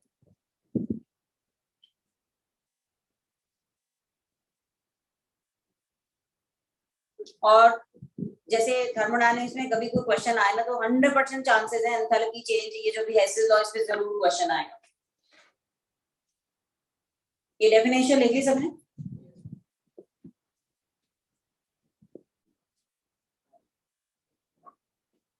हाँ, जैसे कि A to B enthalpy change delta H1 है।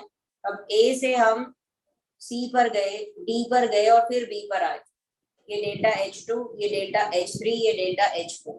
तो हम क्या कहेंगे?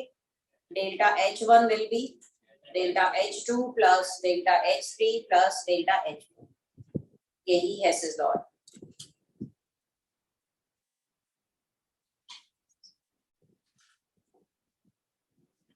हाँ जी, तो देखिए क्वेश्चन, जैसे रिएक्शन है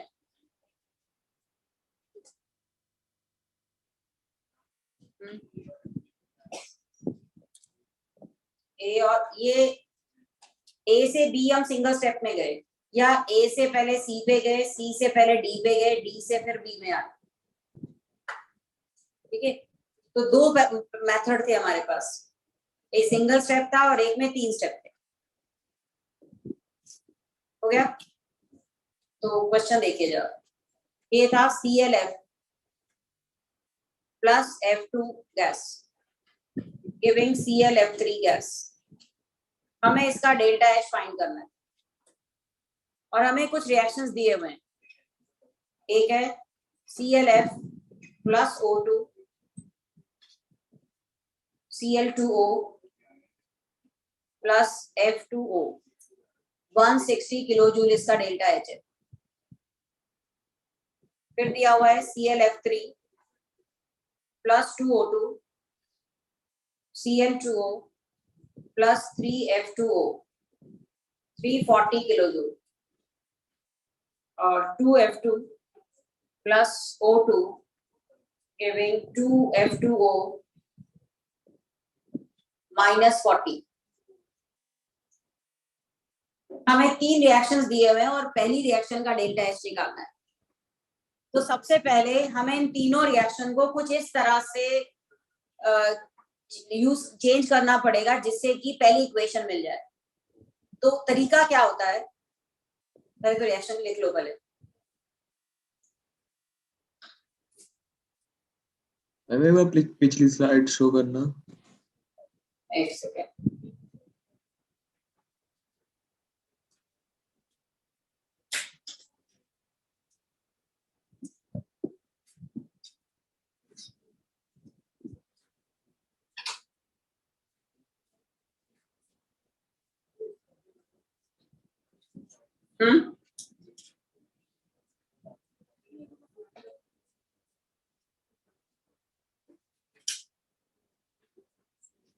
हाँ, लिख लिया पिछली स्लाइड। एक तो क्वेश्चन पे आते हैं, ये रहा क्वेश्चन। माइनस 40 है, मतलब पहली दो में हीट यूज हो रही है, तीसरे में रिलीज हो रही है।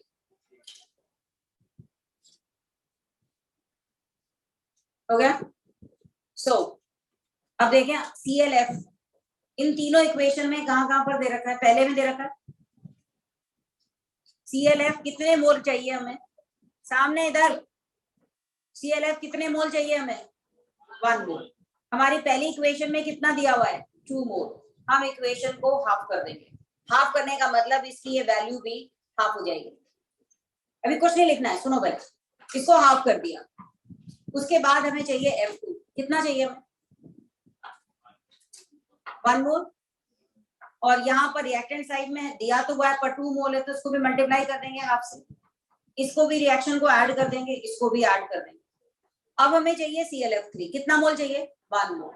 हमें चाहिए प्रोडक्ट साइड, यहाँ दिया हुआ है रिएक्टेंट साइड, तो हमें इस रिएक्शन को रिवर्स करना है। कहने का मतलब रिवर्स रिएक्शन के लिए 340 की जगह -340 हो जाएगा, और हाफ करने पर इसका हाफ हो जाएगा। पहले तो ये माइनस क्यों किया, इसका मतलब समझ में आया? अगर हमारी रिक्वायरमेंट है साइड में दिया हुआ है 4 और हमारी रिएक्शन के अंदर वो रिएक्टेंट साइड में, तो हम उसकी एंथैल्पी का साइन चेंज कर देंगे। अगर हम ऐसा करें तो हमें पहली इक्वेशन मिल जाएगी। कैसे, मैं रिवर्स करके बताती हूँ। पहली इक्वेशन को, इसको लिखना नहीं है तुम्हें, हाफ किया तो ये 1, ये हाफ O2, ये half Cl2O plus half F2O हो गया। फिर हमने तीसरी इक्वेशन को हाफ किया और ऐड किया, तो F2 plus half O2 giving F2O, और दूसरी इक्वेशन को हाफ करके रिवर्स किया तो 3F2O की जगह क्या हो गया? 3/2 F2O प्लस हाफ Cl2O, और इस तरफ क्या आ गया? ClF3 plus O2। इसका साइन है 160/2, सेकेंड वाले का हो गया -40/2, और थर्ड वाले का क्या हो गया? -340/2, है ना? फर्स्ट में क्या था? हाँ, ClF, सॉरी। तो अगर हम इन तीनों को अब ऐड कर दें तो देखो जरा क्या बनता है। ये पहली इक्वेशन ही मिल जाएगी, चेक करो, ये हाफ Cl2O और ये कैंसल, ठीक है। F2O ये हाफ है और ये 1 है, 3/2 हो गया ना, ये भी कैंसिल। प्रोडक्ट साइड में एक रिएक्टेंट है एक प्रोडक्ट है, तो कैंसिल हो जाएंगे ना लिखते हुए। ऑक्सीजन है, हाफ एंड हाफ, 1 और 1 इधर है, तो ये कैंसिल। अब बताओ क्या बचा? ClF reactant side, F2 reactant side, ClF3 product side. आ गई ना हमारी इक्वेशन? तो बस इसी सीक्वेंस में इन वैल्यूज को अब यूज करो। 160/2 कितना हो गया? 80। ये -40/2 क्या हो गया? -20। तीसरा -340/2 माइनस, टोटल क्या आया? -110। एक मिनट,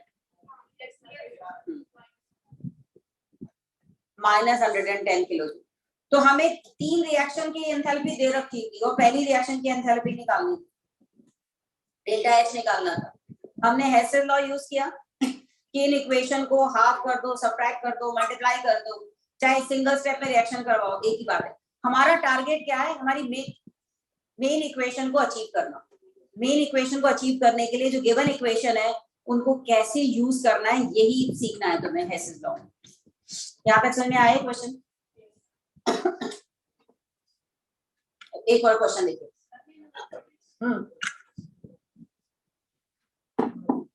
क्वेश्चन नोट मत करो, अगला क्वेश्चन लिखो, क्योंकि तुम्हें क्वेश्चन याद नहीं करने हैं। ऐसे बहुत करवाऊंगी मैं क्वेश्चन, बहुत सारे करोगे, तुम्हें टेक्निक जो है वो सीखनी है किसी भी तरीके से।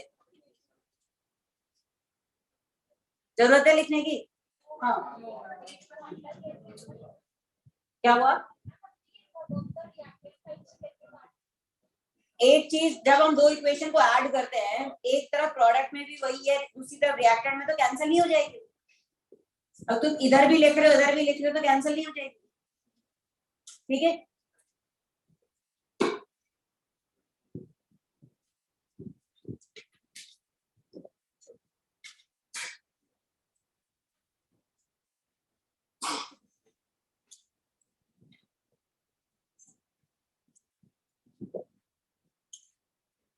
एक क्वेश्चन और लिखो, सिर्फ तुम ऐड सबट्रैक्ट करके बता दो, कैलकुलेट नहीं करना है मुझे, बस ऐड सबट्रैक्ट करके बतानी इक्वेशंस कैसे लिखनी। क्वेश्चन है हमारा, फाइंड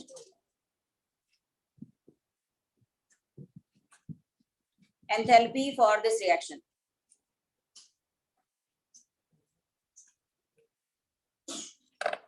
ये फाइंड करना है तुम्हें, और तुम्हें दिया हुआ है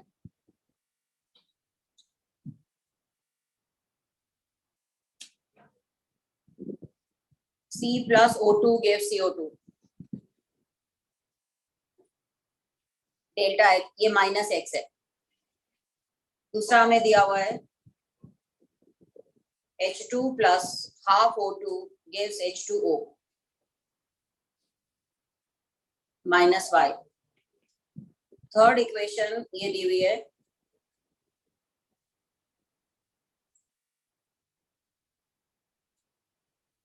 -z। Find delta H for the first step।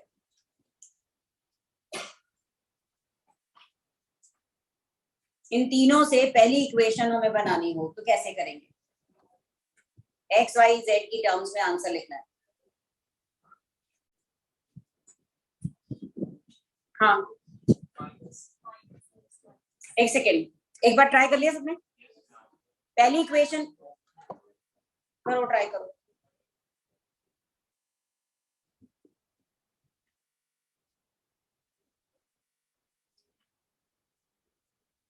पहली इक्वेशन को क्या करना है, ऐड या सब्ट्रैक्ट?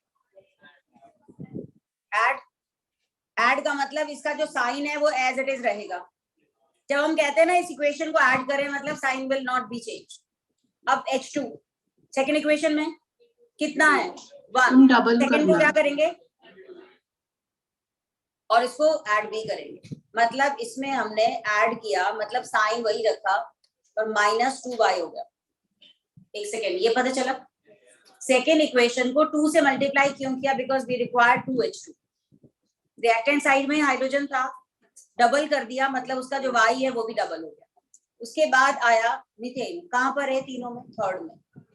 थर्ड में मीथेन है रिएक्टेंट साइड में, हमें चाहिए प्रोडक्ट साइड में। तो हम क्या करेंगे? रिएक्शन को रिवर्स करेंगे, मतलब उसका साइन चेंज कर देंगे। तो -z की जगह क्या हो जाएगा? प्लस। बस उसके बाद जो वैल्यूज है उसको तुम कैलकुलेट कर लो, है ना? हेसेल लॉ इजी, समझ में आइए सबको। बट प्रॉब्लम आती है जब ये रिएक्शन ना दी हो, स्टेटमेंट्स दी हो, और स्टेटमेंट से वो रिएक्शन कैसे लिखी जाती है पहले तो वो आना चाहिए। इसके अलावा कुछ शॉर्टकट्स भी है जहां हमें इक्वेशन लिखने की जरूरत ही नहीं पड़ती, सीधा इक्वेशन को देख के हम लिख सकते हैं। तो वो ट्रिक्स क्या है, वो मेथड्स क्या है, वही आगे हम करने वाले हैं। तो अगली टर्म लिखिए, कुछ टर्म्स बता दें, 2 टर्म आज बताऊंगी मैं। तो लिखिए, टर्म है पहला स्टैंडर्ड एंथैल्पी ऑफ रिएक्शन। इस टर्म का मतलब क्या है? एक मिनट, ये क्वेश्चन आपने नोट कर लिया? अभी बहुत सारे क्वेश्चन करवाऊंगी हेसेल लॉ में, पर ये टर्म्स पहले कर लेते। स्टैंडर्ड एंथैल्पी ऑफ रिएक्शन, या इसको स्टैंडर्ड हीट ऑफ रिएक्शन भी कहते हैं। Standard enthalpy of reaction. सबसे पहले तो स्टैंडर्ड टर्म का मतलब क्या है? स्टैंडर्ड स्टेट ये होती है eight specified temperature, eight specified temperature 1 बार प्रेशर, और अगर कंसंट्रेशन है तो 1 मोलर कंसंट्रेशन।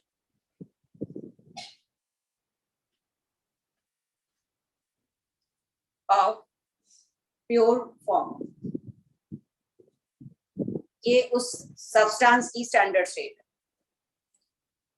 जैसे कि अगर तुमसे पूछा जाए standard enthalpy of combustion of methane, मतलब हमने 1 मोल मीथेन लिया और 1 बार प्रेशर पे है वो, और किसी भी एक स्पेसिफिक टेम्परेचर पे, स्पेसिफिक टेम्परेचर मेंशन होगा। अगर स्पेसिफिक टेम्परेचर मेंशन नहीं है तब हम उस टेम्परेचर को 25 डिग्री एक्सेप्ट कर लेते हैं, नहीं तो जो भी स्पेसिफाइड टेम्परेचर है उस पे ले लेते हैं। अगर टेम्परेचर स्पेसिफाइड ना हो तो we can take it, we assume it के ये 25 डिग्री हो, और इसको डिनोट करते हैं डेल्टा H नॉट। नॉट का मतलब स्टैंडर्ड स्टेट, ऊपर ऐसे नॉट लगाते हैं तो वो स्टैंडर्ड स्टेट को इंडिकेट करता है, standard enthalpy of reaction.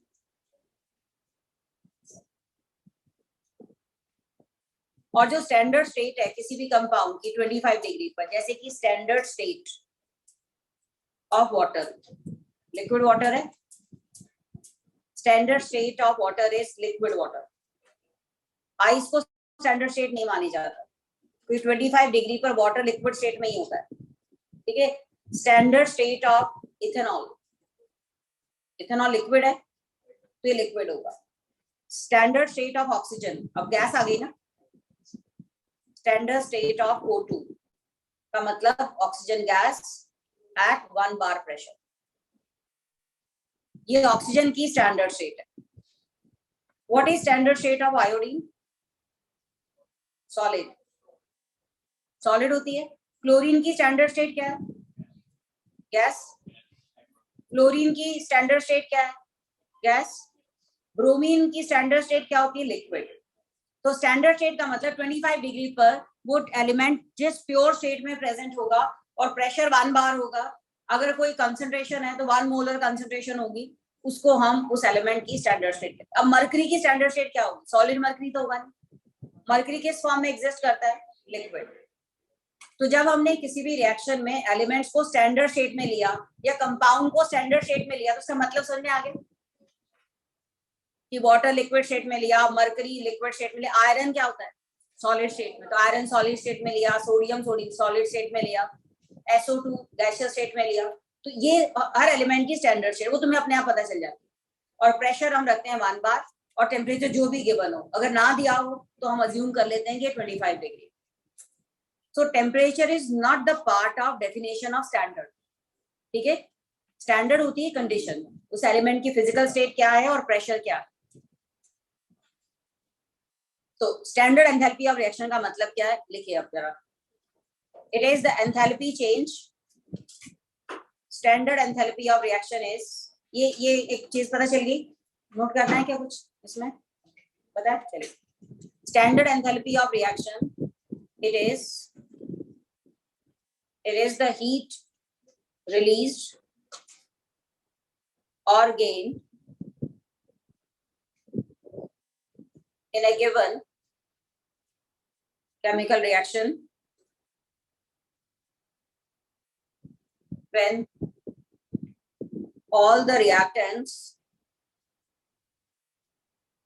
and products are taken in standard state. जब हमने स्टैंडर्ड स्टेट लिख दिया तो देयर इज कांस्टेंट प्रेशर, और कांस्टेंट प्रेशर पर जो भी हीट रिलीज या अब्सॉर्ब होती है उसको हम क्या कहते हैं? Delta H. This is delta H of reaction.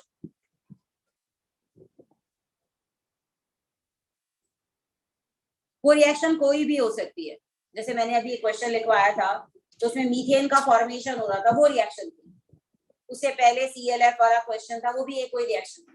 तो किसी भी रिएक्शन में जितनी हीट रिलीज या अब्सॉर्ब हुई अंडर स्टैंडर्ड स्टेट, उसको हम उस रिएक्शन की स्टैंडर्ड एंथैल्पी ऑफ रिएक्शन कहते हैं। आगे स्टैंडर्ड वर्ड मिसिंग हो तो उसका मतलब होता है जो भी गिवन कंडीशंस में दिया हुआ है उसकी enthalpy of reaction. But standard लिख दिया जाए तो when all the elements are taken in standard state. ये क्लियर हुआ? इसी में एक बहुत ही इंपॉर्टेंट टर्म आती है जिसको हम कहते हैं एंथैल्पी ऑफ फॉर्मेशन। कभी भी ये टर्म लिखिए उसका मतलब क्या है तुम्हें समझ में आना चाहिए और रिएक्शन लिखना भी आना चाहिए। तो पहली एंथैल्पी ऑफ रिएक्शन में हम करते हैं एंथैल्पी ऑफ फॉर्मेशन। बड़े ध्यान से सुनना, एक एक वर्ड इसका इंपॉर्टेंट है। एंथैल्पी ऑफ फॉर्मेशन, इसको डिनोट करते हैं डेल्टा HF नॉट। नॉट का मतलब स्टैंडर्ड हो गया, F का मतलब फॉर्मेशन हो गया। इस स्टेटमेंट का, इस टर्म का मीनिंग क्या है लिखने से पहले सुन ले एक बात। ये है, सुनिए ध्यान से। किसी भी कंपाउंड के 1 मोल को प्रिपेयर करने के लिए, किसी भी इधर किसी भी कंपाउंड के 1 मोल को प्रिपेयर करना उसकी रेफरेंस एलिमेंटल स्टेट से, उसमें जितनी हीट एब्जॉर्ब या रिलीज हुई उसको उस कंपाउंड की एंथैल्पी ऑफ फॉर्मेशन कहते हैं। जैसे कि अगर लिखा होता, कुछ भी नोट नहीं करना है अभी, मैं सब करवा दूंगी, delta HF of methane. Methane का मतलब जब हमने 1 मोल मीथेन बनाया स्टैंडर्ड स्टेट में from its reference state, reference elemental state. अब मीथेन में कौन से एलिमेंट यूज हुए हैं? Carbon and hydrogen. हाइड्रोजन की स्टैंडर्ड स्टेट होती है H2 गैस, और कार्बन की रेफरेंस स्टैंडर्ड स्टेट ली जाती है बाय कन्वेंशन कार्बन ग्रेफाइट। तो मीथेन को 1 मोल मीथेन को हमने प्रिपेयर किया, उसकी रेफरेंस एलिमेंटल स्टेट से hydrogen is the reference state और कार्बन की रेफरेंस स्टेट ग्रेफाइट अज्यूम की गई है और बैलेंस कर दिया हमने। यहाँ इसको 1 मोल रखना है, इस तरफ बैलेंसिंग करनी है। इस पूरी प्रोसेस में जितनी हीट एब्जॉर्ब या रिलीज हुई उसको हम क्या कहते हैं? मीथेन की enthalpy of formation. Her element की रेफरेंस स्टेट स्पेसिफाइड है। रेफरेंस एलिमेंटल स्टेट में हम उसकी एंथैल्पी 0 मान लेते हैं, अज्यूम कर लेते हैं कि उसकी 0। जैसे कार्बन ग्रेफाइट है, उसकी 0 है। जितनी भी गैसेस है, हाइड्रोजन है, ऑक्सीजन है, नाइट्रोजन है, इनकी रेफरेंस स्टेट गैसियस स्टेट है, वहां 0 ले लेते हैं। सल्फर है, बहुत सारे एलोट्रॉप्स होते हैं सल्फर के, सल्फर की रोम्बिक फॉर्म है, उसको रेफरेंस स्टेट मान लेते हैं। फॉस्फोरस है, उसको व्हाइट फॉस्फोरस रेफरेंस स्टेट मान लेते हैं। मरकरी है, उसकी लिक्विड मरकरी को रेफरेंस स्टेट मान लेते हैं। And in reference state enthalpy of formation of reference state is assumed to be 0. Diamond की 0 नहीं है क्योंकि diamond is not taken as a reference state. Diamond को बनाने के लिए कुछ एनर्जी देनी पड़ेगी, पर कार्बन ग्रेफाइट की रेफरेंस स्टेट में एंथैल्पी क्या मान ली हमने? 0। उसके बाद जो चेंज आया उसको हम डेल्टा H में कंसीडर करते हैं। तो पहले तो डेफिनेशन लिखो, एंथैल्पी ऑफ फॉर्मेशन की डेफिनेशन क्या है? It is heat released, it is heat released or gained when 1 mole of a compound, when 1 mole of a compound is formed from its constituent element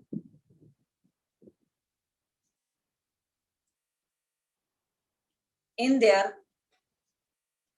reference state under standard condition.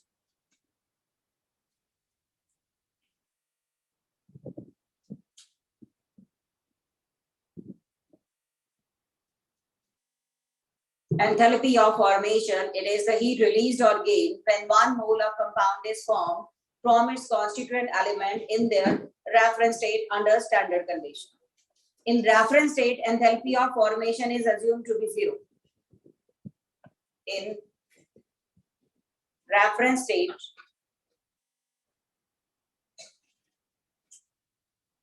enthalpy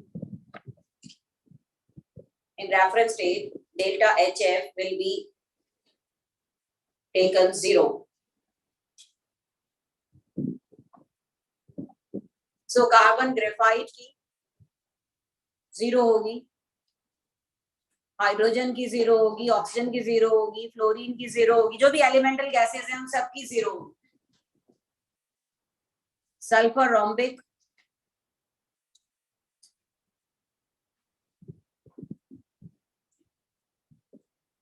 sulphur rhombic की 0 होगी, mercury की liquid होगी, ये 0 होगी, iodine solid 0 होगी, bromine liquid 0 होगी, पर bromine gas की 0 नहीं होगी क्योंकि वो उसकी रेफरेंस स्टेट नहीं है।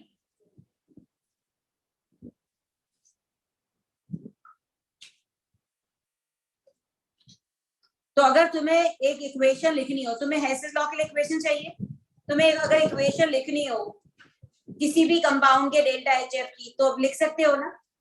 जैसे देखो, अगर ये लिखिए, ये वाला स्लाइड, अगर तुम्हें लिखना होता डेल्टा HF ऑफ H2SO4, तो क्या इक्वेशन लिखते? डेल्टा HF ऑफ H2SO4 अगर हमें दी होती तो what will be it's equation? H2SO4 फिर गलत कर दिया। हाँ, तुम्हें पिछला लिखना है अभी कुछ करो, ये लिखो।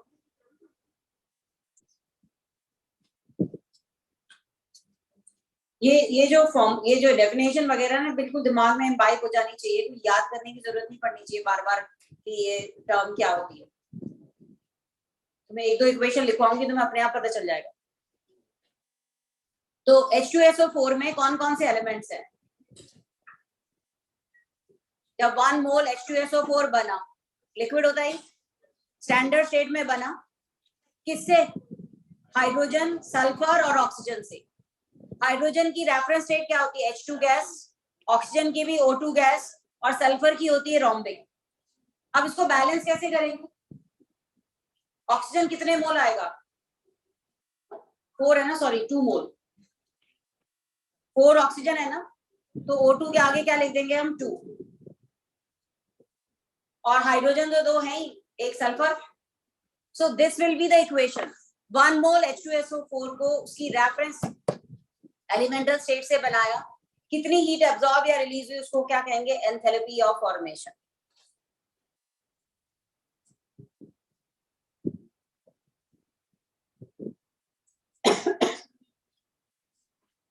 तुम कह रहे हो P2O5 की enthalpy of formation, delta HF not of P2O5। P2O5 में फॉस्फोरस और ऑक्सीजन है। ऑक्सीजन की रेफरेंस स्टेट O2 है और फॉस्फोरस की व्हाइट फॉस्फोरस है, P लिख सकते हैं हम इसको, P सॉलिड जो भी है। तो ये 2 हो गया और ये 5/2 हो गया। समझ में आई? Enthalpy of formation of P2O5। Delta HF of acetic acid क्या होगा? एसिटिक एसिड में कितने एलिमेंट्स हैं? 3, कार्बन, हाइड्रोजन एंड ऑक्सीजन। तुम्हें 1 मोल एसिटिक एसिड प्रिपेयर करना है, किससे? कार्बन ग्रेफाइट से, प्लस O2 से, प्लस H2 से। इसको 1 मोल रखते हुए इधर चेंज कर दो, कार्बन ग्रेफाइट कितने हो जाएंगे? 2। ऑक्सीजन तो 1 ही रहेगा। हाइड्रोजन कितने हैं एसिटिक एसिड में? 4 है ना, तो यहाँ क्या आ जाएगा? 2।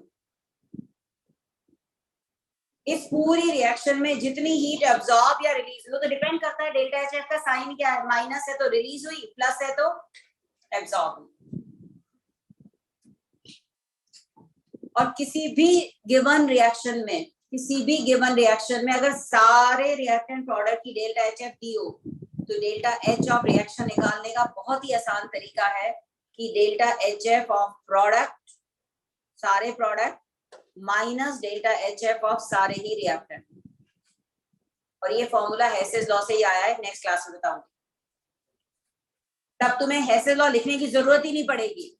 तुम्हें अगर किसी रिएक्शन में सारे रिएक्टेंट प्रोडक्ट के डेल्टा HF दिया हो ना, सीधा ये फॉर्मूला लगाओ, delta HF of product minus delta HF of reactant. Hess's law से क्या कनेक्शन है ये करेंगे।